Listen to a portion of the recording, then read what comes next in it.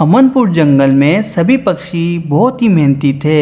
सब अपना अपना काम समय पर किया करते थे और एक दूसरे की मदद भी किया करते थे। सावन का मौसम आने वाला था, इसलिए हर पक्षी अपना अपना घर बनाने में मसरूफ था। कबूतर और कबूतरी ने भी अपना घर मजबूत कर लिया था। रानू चिड़िया और रामू चिड़ा भी बहुत खुश थे क्योंकि उन्होंने तो अपना नया घर बनाया था। करिश्मा ने भी अपने घर की मरम्मत कर ली थी। मगर दूसरी तरफ कालू कौवा और मटकी कौवी वो दोनों बहुत कामचोर थे और उन्होंने अभी तक अपने घर की मरम्मत भी नहीं की थी। कालू जी, सावन का मौसम आने वाला है। जंगल के सभी पक्षियों ने अपना अपना घर मजबूत कर लिया है और आप यहाँ आराम से लेटे हुए हैं। आपको तो घर की कोई फिक्र ही नहीं है। बस करो मटकी, अब चुप भी हो जाओ। तुमने तो सुबह सुबह ही चिक चिक शुरू कर दी। तुम्हारी चिक चिक की नहुसत की वजह से मेरा पूरा दिन खराब हो जाता है। हाँ, तो फिर सही है। मैं चुपचाप बैठ जाती हूँ और बारिश में भीगने का इंतजार करती हूँ। पिछली बारिश में भी हमारा पूरा घर टपक रहा था। ऐसे ही मज़ेदार कार्टून देखने के लिए हमारे चैनल को सब्सक्राइब करें। Please like, comment and share. अगर तुम्हें बारिश में भीगने से इतना ही डर लग रहा है तो फिर तुम एक काम करो, तुम अपनी अम्मा के घर चली जाओ और जब सावन का मौसम चला जाए तो फिर आ जाना। नहीं, मैं अम्मा के घर नहीं जाऊंगी। कल ही अम्मा का फोन आया था। अम्मा बता रही थी मेरी छोटी बहन काली कौवी आई हुई है और उससे तो मेरी बिल्कुल नहीं बनती। तो फिर ये बताओ तुम्हारी किससे बनती है? तुम्हारी मेरे से नहीं बनती, तुम्हारी छोटी बहन काली कौवी से नहीं बनती, तो फिर तुम्हारी बनती किससे है?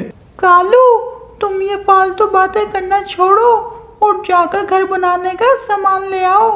नहीं मटकी, मेरे में बिल्कुल हिम्मत नहीं है काम करने की। मैं बहुत थका हुआ हूँ। तुम कैसे थक गए?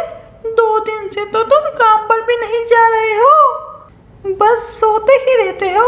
मटकी कौवी के इतना कहने पर भी कालू मटकी कौवी की एक ना सुनता। ये देखकर मटकी कौवी को बहुत गुस्सा आता है और वो घर से बाहर चली जाती है।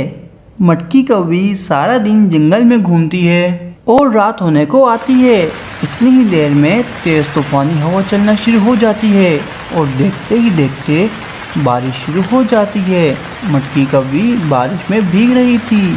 मटकी कौवी को कुछ समझ नहीं आ रहा था कि वो क्या करे। फिर वो एक बड़े पेड़ के नीचे जाकर बैठ जाती है और ज़ोर ज़ोर से बारिश हो रही थी। मटकी कौवी पूरी रात बारिश में भीगती है और फिर सुबह हो जाती है और बारिश भी रुक जाती है।